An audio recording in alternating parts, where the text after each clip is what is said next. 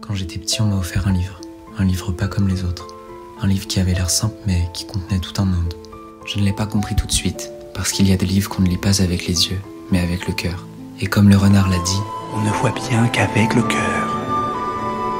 L'essentiel est invisible pour les yeux.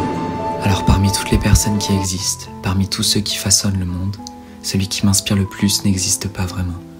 Ou peut-être qu'au contraire, il existe partout. Le Petit Prince. Il m'inspire parce qu'il pose les bonnes questions, celles que les adultes oublient. Parce qu'il voit la beauté là où les autres ne voient qu'un simple dessin. Parce qu'il sait qu'aimer, c'est prendre soin, et qu'un je t'aime ne vaut rien sans preuve d'attention. Le Petit Prince n'est pas une histoire pour les enfants, c'est une histoire pour ceux qui l'ont été, pour ceux qui l'oublient, pour ceux qui parfois rêveraient d'y retourner. Grandir, c'est étrange, c'est un peu comme quand une fête se termine. Il y a encore des confettis par terre, des ballons qui flottent mollement au plafond, mais il n'y a plus de musique, plus de rire, plus personne, juste soi, assis, à repenser aux éclats de joie, aux jeux insensés, aux lumières qui dansaient sur les murs. Quand on grandit, on nous apprend à être raisonnable, à compter, à mesurer, à expliquer. On nous apprend à être sérieux. Alors si je devais dire qui m'inspire le plus, je répondrais sans hésiter, lui. Parce qu'il me rappelle que grandir ne veut pas dire oublier. Parce qu'il m'apprend que la beauté se cache dans l'invisible.